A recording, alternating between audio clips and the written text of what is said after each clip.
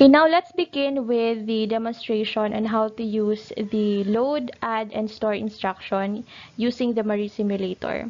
So I have a line of codes here, right?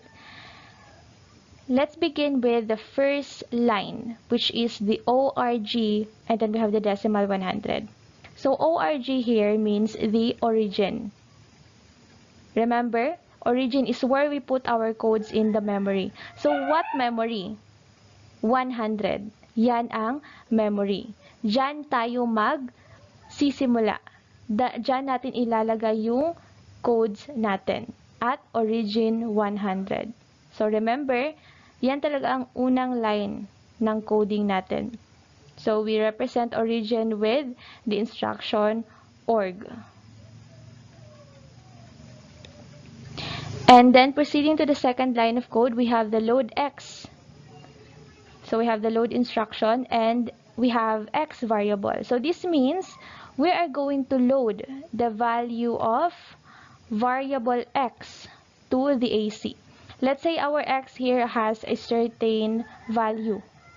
So let's say x here is 1.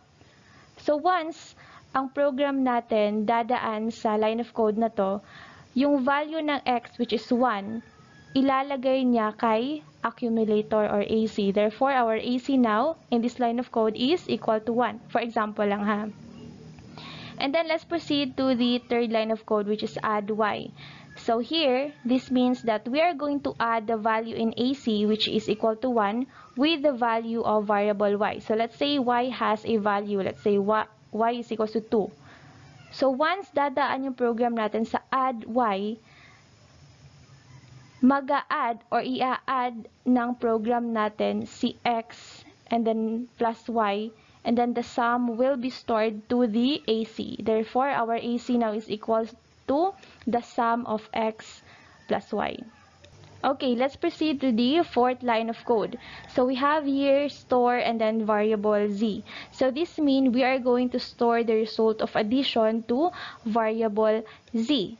So let's define yung store instruction. Yung store instruction, store the contents of AC at the provided variable. So ano ba yung AC natin? Ano ba yung value ng AC natin? Yung sum ni x and y.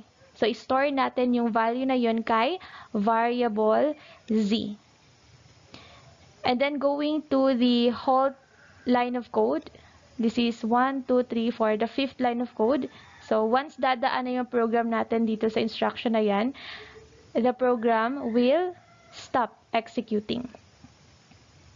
And as you can see, let's proceed to the initialization part of our program. So as you can see, we have initialized here the values of the variable x, y, and z. So x here has a data type of decimal and the value is 10.